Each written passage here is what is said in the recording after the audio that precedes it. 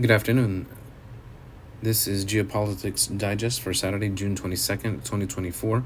In today's episode, we will get our news updates from Alex Cristoforo and Alex Mercurio from the Duran. Then move on to Dialogue Works interview with Jeffrey Sachs and Glenn Greenwald's interview with libertarian comedian Dave Smith. Then Kim Iverson's disturbing interview with Jeremy Sofredo. Then we'll get our latest update from the New Atlas and look into Unheard's most recent interview with Paul Coleman. Lastly, Katie Halper's interview with Brianna Gray. So let's get started with a brief update on the news from Alex Cristoforo. In his video update, Alex Cristoforo delves into the intricate web of global politics with a particular focus on the Ukrainian conflict. He begins by discussing the surprising statement made by Nigel Farage and Donald Trump, both of whom have suggested that the West, through actions such as NATO's eastward expansion and the Biden's administration's policies, may have played a role in provoking the conflict in Ukraine. This perspective stands in stark contrast to the dominant narrative that has portrayed Russian actions as unprovoked aggression. Cristoforo underscores the importance of these statements, noting that they represent a significant shift in the discourse and directly challenge the primary propaganda narrative upheld by the Biden White House regarding the Ukraine conflict. Farage, known for his consistent criticism of NATO's expansion while condemning Russia's invasion, has faced a backlash from the media and political figures who accuse him of Kremlin sympathies. Despite this, Farage reaffirms his stance, maintaining that his views on NATO and the conflict have remained consistent over the years. The report also examines the media and political reactions to these statements, with Farage being particularly targeted for his views. Guy Verhofstadt, a member of the EU Parliament, has accused Farage of always harboring a preference for the Kremlin. In response, Farage has taken to social media to defend his position, emphasizing his long-standing opposition to NATO's eastward expansion and the antagonistic approach towards Russia. Cristoforo then shifts focus to the rumored Ukrainian counteroffensive, discussing the challenges faced by the Ukrainian military and the reported reluctance of Ukrainian men to be conscripted who are fleeing in droves out of the country, attempting to flee conscription. He highlights the training of women in military roles due to personnel shortages, especially in driving trucks, and touches on the broader geopolitical implications of the conflict. Beyond the Ukraine conflict, Cristoforo touches on several other topics, including Russia's use of nuclear power for global influence, trade tensions between the EU and China, and political developments within the UK. He offers a critical, perhaps even cynical view of Rishi Sunak's national service proposal to punish those who dodge national service, suggesting it is a political maneuver aimed at influencing the upcoming elections in such a way as to ensure that the British electorate is repulsed by him and thus throw the election. In conclusion, Cristoforo's report paints a picture of a world grappling with complex geopolitical challenges.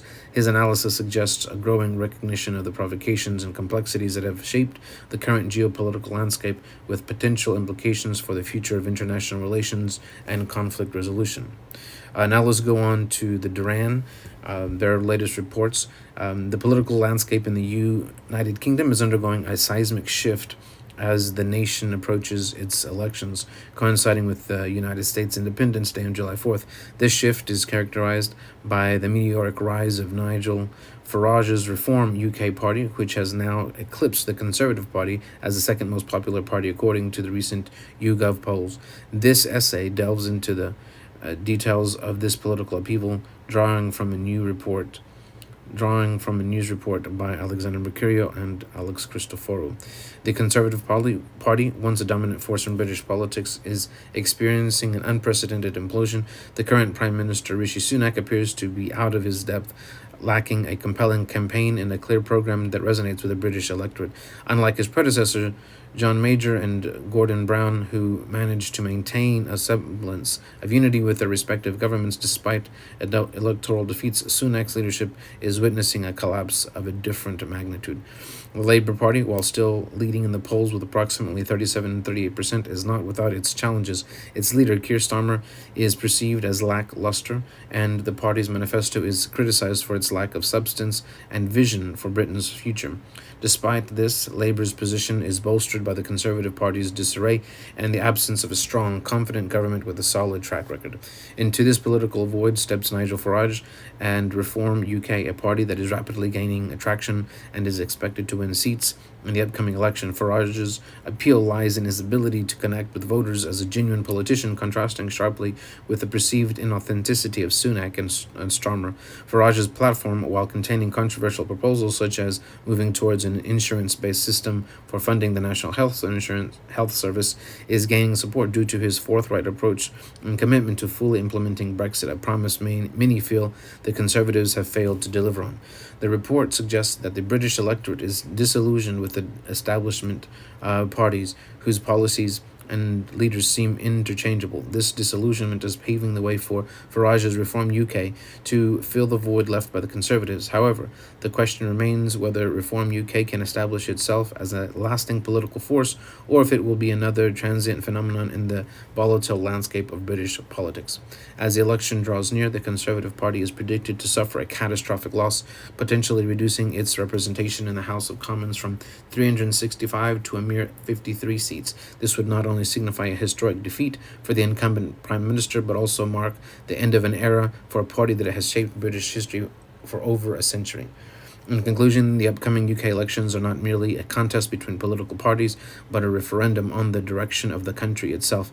The electorate is faced with a choice between the status quo represented by a faltering Conservative Party and an uninspiring Labour Party, and the promise of change embodied by Farage's Reform UK. The outcome of this election will determine whether Britain continues on its current path or embraces a new political trajectory. Regardless of the results, one thing is clear: the British political system is at a crossroads, and the decision made on July 4th will have far-reaching implications for the nation's future. Now let's go on to Dima's interview with Jeffrey Sachs on Dialogue Works. In this sobering interview with Anima from Dialogue Works, renowned economist Jeffrey Sachs delves into the complexities of international diplomacy, the current geopolitical tensions, and the urgent need for a peaceful resolution to the war in Ukraine. Sachs, with his decades of experience in advising governments and his scholarly understanding of global issues, provides a critical analysis of the United States foreign policy and its reluctance to engage in meaningful negotiations. Sachs begins by addressing the recent peace summit in Switzerland. In President Putin's peace proposal, he criticizes the United States' long-standing belief in its unipolar power, which has led to a dangerous arrogance. For 30 years since the dissolution of the Soviet Union, the U.S. has operated under the assumption that it need not negotiate or compromise, given its perceived overwhelming power. This attitude, Sachs argues, is not only erroneous but also perilous. The crux of Sachs' argument lies in the rejection of Putin's overture for negotiations by the United States. He emphasizes that the U.S. has consistently dismissed Russia's proposals, such as not expanding NATO, adhering to the Anti-Ballistic Missile Treaty, and respecting the autonomy of eastern Ukraine as per the Minsk agreements. Sachs asserts that these rejections are symptomatic of a broader refusal to engage in dialogue, which has escalated tensions to a critical point. Sachs expresses alarm at the reported military expansion by the U.S. and the forcible conscription of Ukrainians to the front lines. He questions the support for such measures among the Ukrainian populace, which is currently under martial law and dictatorship. The lack of a democratic process and the suppression of people's will are, in Sachs' view, exacerbating the conflict rather than leading towards a resolution. Sachs also touches on the role of NATO in the conflict. He advocates for a buffer zone between the U.S. and Russia, arguing that NATO's proximity to Russian borders is a recipe for disaster. Sachs points out that President Zelensky initially supported neutrality in March of 2022, but later retracted under pressure from the U.S., illustrating the influence of external powers on Ukraine's sovereignty. Sachs suggests that while the U.S. and Ukraine may disagree with Russia's territorial claims, outright rejection of negotiations is not the solution. Instead, he proposes that counter-offers and discussions are the appropriate response to Putin's terms, which include a cessation of certain regions and a commitment to neutrality for Ukraine. Sachs also touches upon the recent elections in the European Union, where Sachs perceives a growing dissatisfaction with current policies. He notes the shift towards what is labeled as the far right, which, contrary to traditional associations, now represents a desire to end the war. Sachs criticizes European leaders for their alignment with U.S. policies, which he finds nonsensical and disconnected from the public's sentiment. In conclusion, Jeffrey Sachs' interview is a plea for rationality, mutual respect, and an earnest pursuit of peace. He calls for an honest debate free from hypocrisy and power plays to prevent further escalation and potential nuclear conflict. Sachs' insights serve as a sobering reminder of the responsibilities that come with great power and the dire consequences of its misuse. Now let's move on to Glenn Greenwald's interview with Dave Smith. In this enlightening exchange, Glenn Greenwald sat down with the libertarian comedian Dave Smith to delve into a myriad of topics that lie at the intersection of comedy, politics, and philosophy. Smith, who has carved out a niche for himself through his podcasts Part of the Problem and Legion of Skanks, brings a unique blend of humor and sharp political insight, making him a significant voice in contemporary political discourse. Smith's libertarian views are central to his commentary. He advocates for principles of self-ownership, non-aggression, private property rights, and laissez-faire free markets. His critique of wealth redistribution from the working and middle class to the politically connected elite is a reoccurring theme in his discussion. Smith's opposition to government interventions that disproportionately benefit private interests at the expense of the general populace underscores his commitment to libertarian ideals. A significant portion of the interview focuses on the importance of speaking the truth and maintaining integrity, especially in the face of potential backlash or audience alienation. Smith emphasizes the role of the comedian and political commentator in challenging the status quo and encouraging critical thought among the public. The conversation also navigates the complex issues of economic inequality. Smith and Greenwald explore the role of government intervention and debate the viability of libertarian models in addressing these disparities. They discuss the potential for a system that prioritizes individual liberty and free market principles to create a more equitable society. Smith does not shy away from critiquing the victimhood mentality that pervades certain sectors of the Jewish community, particularly those who identify deeply with Jewish Zionism, especially in the wake of October 7th. He also points out the hypocrisy in societal reactions to anti-Semitism compared to other forms of discrimination, highlighting a need for consistency in addressing all types of prejudice. Greenwald hurls particular invective at social conservative pundits that for years have rightly decried the censorious proclivity of the woke left towards conservative voices and ideas, only to apply the same censorious regime to all who dare criticize the actions of the Israeli government. A particularly striking moment in the interview is Smith's debate with former CNN host Chris Cuomo. Smith confronts Cuomo's embodiment of establishment conventional wisdom and calls him out for spreading the misinformation during the COVID-19 pandemic. The debate sheds light on the media's role in perpetuating government narratives without sufficient skepticism. Smith expresses his frustration with the government and the media's handling of the pandemic, emphasizing the damage caused by their actions. While he feels a momentary sympathy for Cuomo, Smith ultimately holds him accountable as a representative of a corrupt media system. Despite the heated debate, the interview concludes with a sense of mutual respect between Smith and Greenwald. They express a willingness to collaborate in the future, suggesting that such dialogue can bridge ideological divides and foster a more informed public discourse. In summary, Glenn Greenwald's interview with Dave Smith offers a thought-provoking look at libertarianism, the role of media and comedy in politics, and the importance of integrity in public discourse. It serves as a testament to the power of open conversation in challenging established narratives and promoting more nuanced understanding of complex political issues. Now let's head on over to Kim Iverson's interview with Jeremy Sofredo. In the wake of October 7th, the Israeli-Palestinian conflict has seen a significant escalation, as narrated by Jeremy Sofredo in his interview with Kim Iverson. Sofredo's account provides a harrowing insight into the realities on the ground, painting a picture of heightened tensions and the human cost of the ongoing strife. Sofreto's journey began in the West Bank, where he observed the transformation of illegal settlers into military reservists. This shift, following the events of October 7th, granted these individuals military uniforms, weapons, and even military vehicles like Humvees and drones. The consequences of this change were immediate and devastating. Within a month and a half, 18 Palestinian towns and villages were ethnically cleansed. The tactics employed were brutal, involving the kidnapping of children, arson, destruction of property, and the killing of livestock, actions aimed at forcing Palestinians to abandon their homes. During his time in the West Bank, Sofreto lived among Palestinians, accompanied by Israeli activists. Their presence served as a deterrent against settler violence, as the likelihood of an attack diminished when journalists or Israeli nationals were in the villages. These activists saw themselves as protectors, standing in solidarity with the Palestinians against the aggression of the settlers. Sofreto's narrative also touches upon the internal crackdown within Israeli society. He recounts the story of May Brukin, a high school history teacher who faced severe repercussions for his social media posts about the situation in Gaza. Brukin's arrest and solitary confinement exemplified the suppression of anti-war voices within Israel, highlighting the risk faced by those who dare to speak out against the government's actions. Iverson draws a parallel between the situation in Israel and the potential future for American anti-war activists. She warns that the treatment of dissenting voices in Israel could foreshadow similar measures in the United States should it engage in war.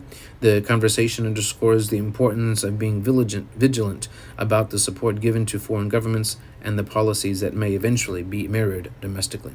Contrary to the pervasive narrative that Palestinians harbor animosity towards Jews, Sofreto's experiences tell a different story. He found warmth and hospitality among the Palestinian communities, who made clear distinctions between Judaism and the actions of the Israeli state.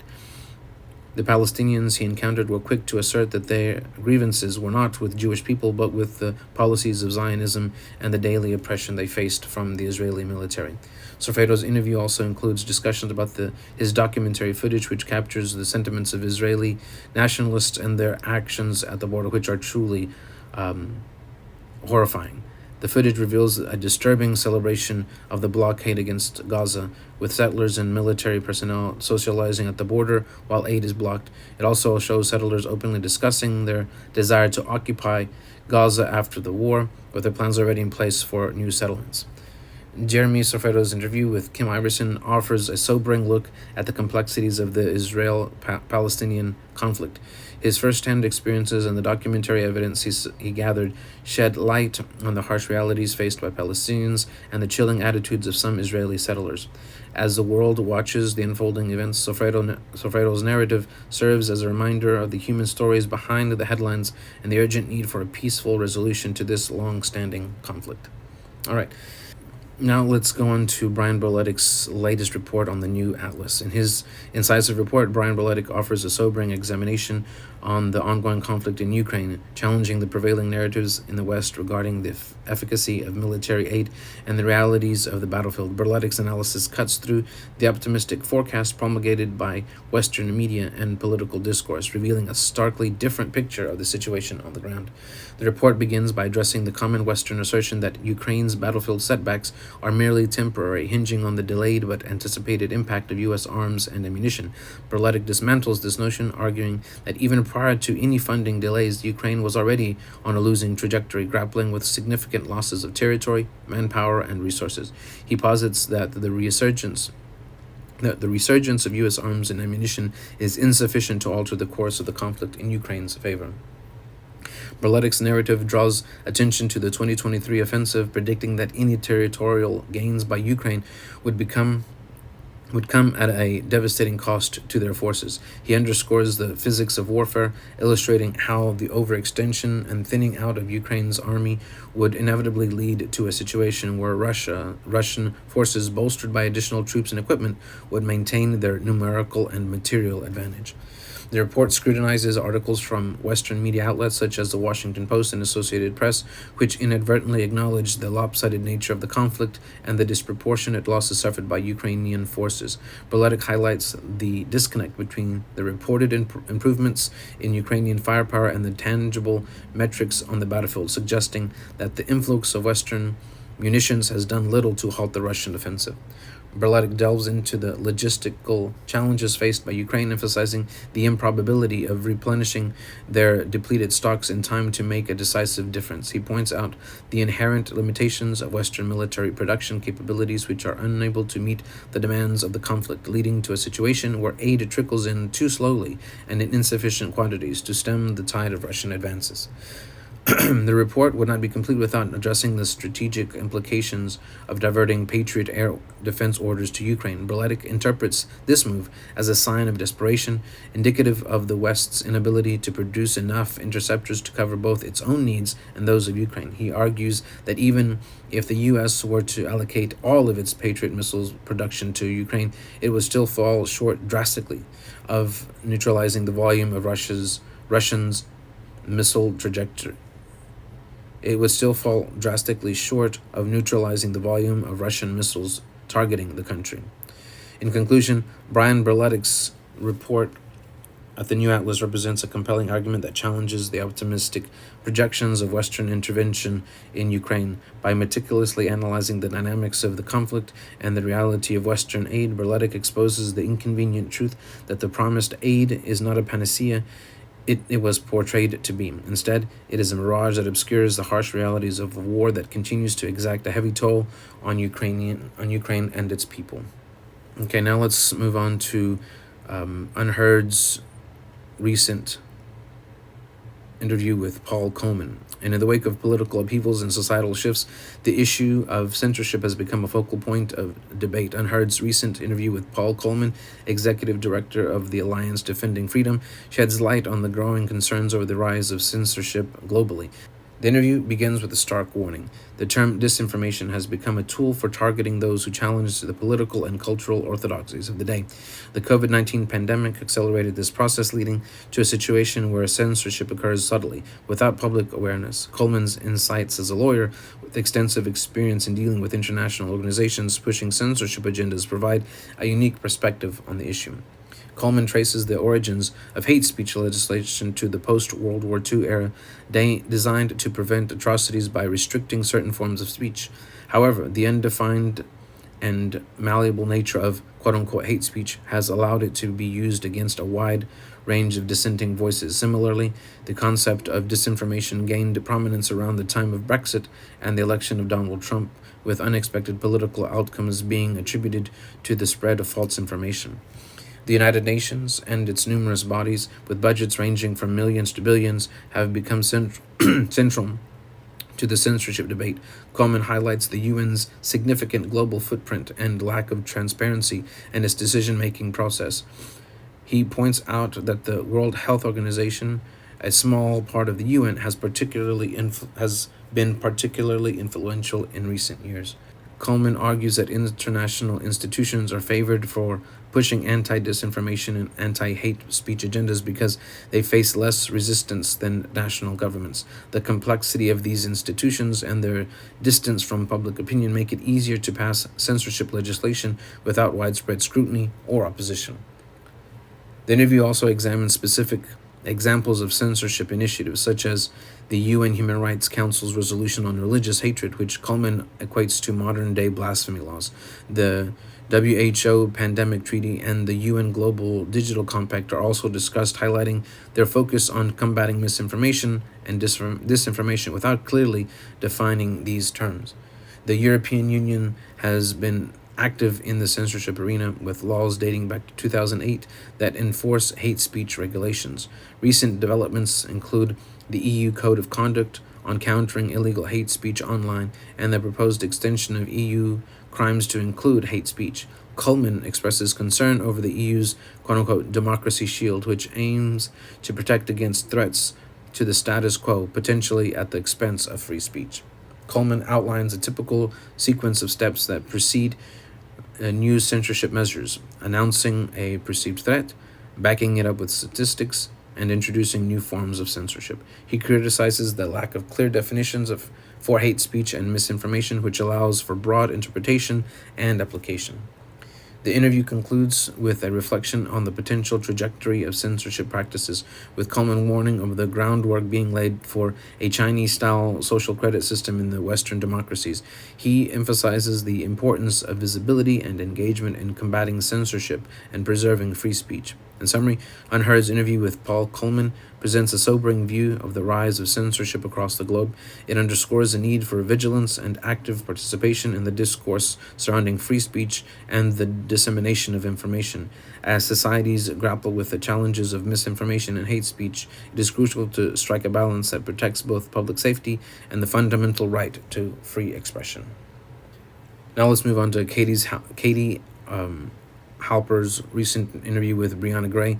In this thought-provoking interview, Katie Halper sat down with Brianna Joy Gray, a prominent political commentator, to dissect the controversial documentary by Sheryl Sandberg. The documentary, which aimed to give voice to the quote-unquote rape victims of October 7th, has sparked significant debate due to its reliance on discredited sources and questionable claims. Halper and Gray delved into the heart of the controversy surrounding Sandberg's documentary, Screams Back at the Silence. Gray highlighted the problematic nature of the film, which drew heavily from a New York Times report now widely regarded as flawed. The documentary's credibility was further questioned as it featured witnesses whose accounts were debunked by a UN report and subsequent New York Times coverage. The interview shed light on the UN investigators' findings, which refuted claims of sexual violence committed by Palestinians on October 7th.